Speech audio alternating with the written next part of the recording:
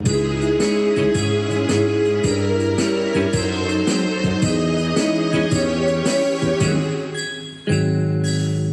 की कहानियाँ, मुरली की कहानियाँ, मुरली की कहानियाँ, मुरली की कहानियाँ। रहमते प्रभु की है खुदा की मेहरबानियाँ, रहमते प्रभु की है खुदा की मेहरबानियाँ। मुरली की कहानियाँ, मुरली की कहानियाँ।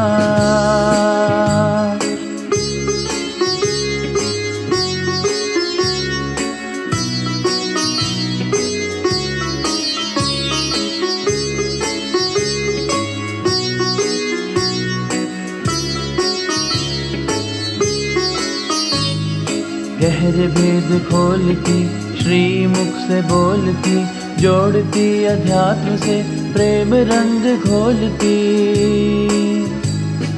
गहरे भेद खोलती, श्री मुख से बोलती, जोड़ती अध्यात्म से प्रेम रंग घोलती।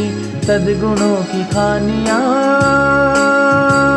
ये मुरली की कहानियाँ, मुरली की कहानियाँ, मुरली की कहानियाँ, मुरली की कहानियाँ, मुरली की कहानियाँ।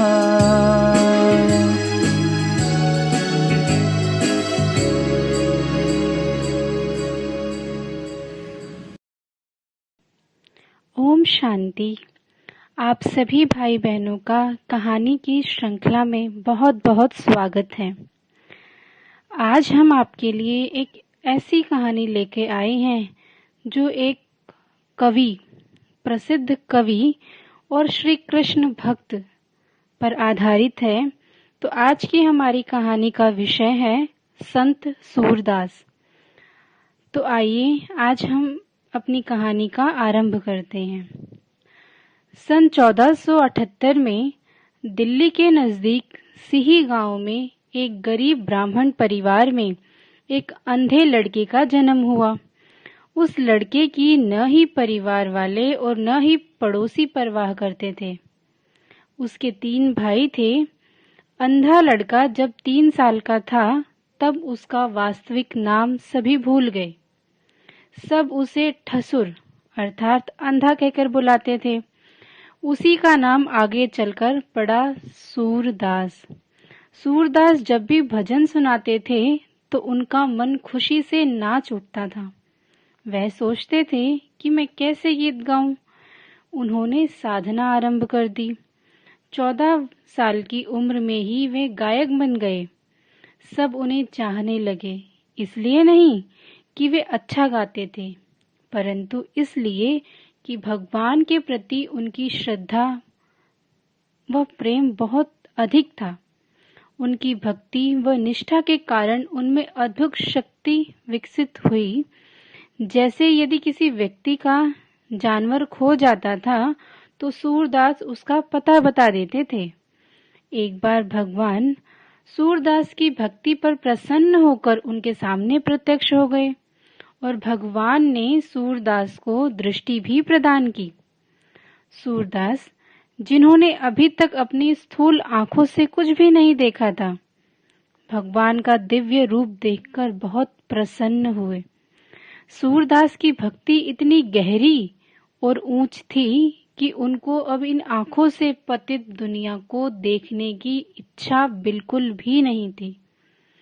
भगवान का रूप ही अपने मन में भी बसाना चाहते थे। इसके लिए सूरदास ने फिर से अपनी आंखें फोड़ ली। यही है सूरदास की भक्ति का प्रत्यक्ष प्रमाण। सूरदास लंबी आयु तक जीवित रहे। वे श्री कृष्ण की बाल्य क्रीड़ाओं का वर्णन अपने भजनों में किया करते थे।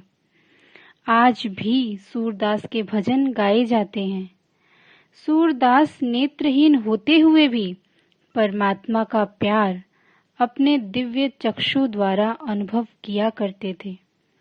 परमात्मा किसी को भी चाहे वह व्यक्ति काना, लूला, लंगड़ा या शरीर से कैसा भी हो, उसे अपने बच्चे के रूप में स्वीकार करते हैं।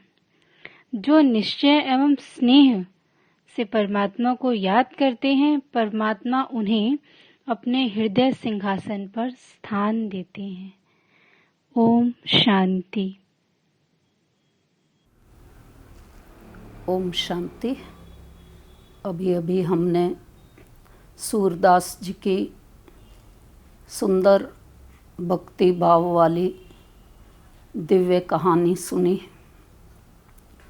कि किस प्रकार से बचपन से ही नेत्रहीन होने के बाद प्रभु से जो प्यार की लगन सूरदास जी की लग गई थी, उस लगन की मगन अवस्था में उन्होंने दिव्य साक्षात्कार भी किए, दिव्य स्वरूप को भी देखा और स्वयं उनको जब दृष्टि भी प्राप्त हो गई, लेकिन दृष्टि प्राप्त होने के बाद संसार को देखना, संसार की चीज़ों को देखना, व्यक्तियों को देखना, यहाँ तक कि जब उन्होंने नारी को देखा तो उनका मन जब विचलित होने लग गया, तो उनको लगा कि इससे तो पहले ही जैसे वो थे तो कम से कम प्रभु का स्वरूप देखते थे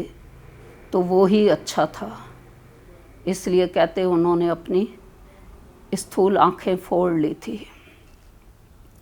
लेकिन उसके बाद उनकी जो लगन इतनी तीव्र हो गई थी कि नैनहीन होते हुए भी वो श्री कृष्ण जी की बाल लीलाओं का, क्रीड़ाओं का दिव्य बुद्धि के द्वारा दर्शन करते हुए अपने पदों में, गायन में उनका वर्णन करते रहते थे।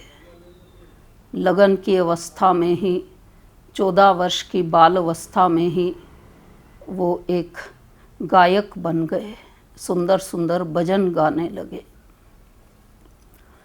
तो मुरली के अंदर सूरदास की बात परमात्मा के महावाक्यों के अंदर जब आती है तो विचार चलता है, इसका रहस्य जो उभर करके सामने आता है कि वर्तमान समय कलयुग के अंत में, जबकि भौतिकवादी संसार, भोगवादी संसार बना हुआ है, मनुष्य आत्माएं विषय भोगों में बनी रहती हैं, संसार और संसार के आकर्षणों में भी बने हुए हैं।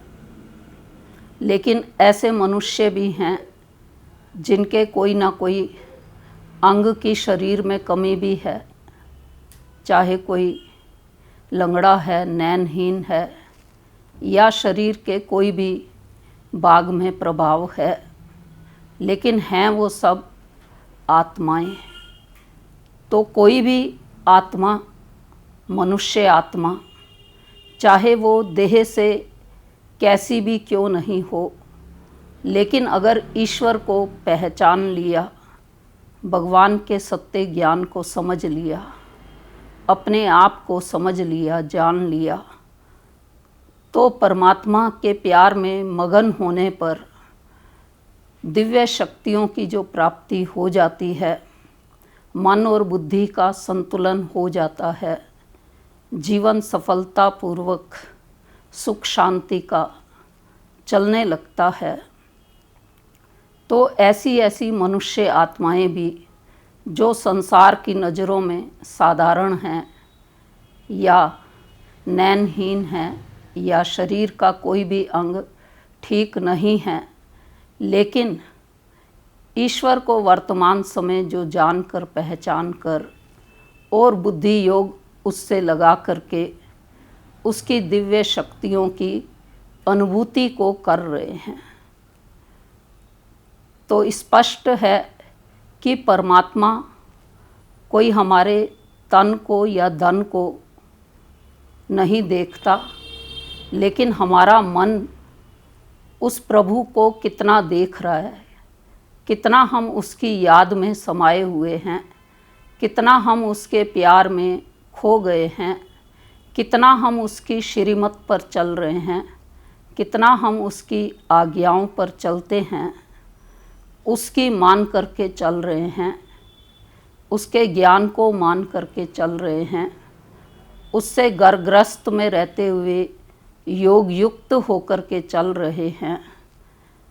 तो परमात्मा के दिल में हमारा स्थान, उन मनुष्य आत्माओं का स्थान निश्चित रूप से बन ही जाता है, बना हुआ ही है, क्योंकि परमात्मा को दिलाराम कहा गया है। परमात्मा इस समय हम सबको ज्ञान का तीसरा नेत्र देते हैं, दिव्य चक्षु देते हैं, दिव्य ज्ञान देते हैं, जिससे चाहे बाहरी नेत्रों से सब कुछ देखने के बाद भी हमारे जीवन के अंदर जो सत्यता का ज्ञान नहीं था, वो दिव्य नेत्र की, तीसरे नेत्र की, ज्ञान के नेत्र की प्राप्ति के बाद हमको समझ में आने लगता है। और हमारा मनुष्य जीवन जो कोड़ी जैसा अब तक बना हुआ है, लेकिन ईश्वरीय ज्ञान प्राप्त करने के बाद, प्रभु के दिल में अपना स्थान बनाने के बाद, ज्ञान का चक्षु प्राप्त करने के बाद दिव्य और अलौकिक हो जाता है। सूरदास की तो एक की कहानी है, लेकिन इस समय परमात्मा पिता सारी मनुष्य जाति जिनके पास सत्य ज्ञान है ही नहीं, तो सत्य ज्ञान का तीसरा नेत्र प्रदान करते, जिससे हम स्वयं के स्वस्वरूप को भी देख पाते हैं और परमपिता परमात्मा को भी उसके परिचय के आधार पर उसका ध्यान करते हुए उसके दिव्य स्वरूप की अनुभूति कर पाते हैं। तो यही इस सूरदास जी की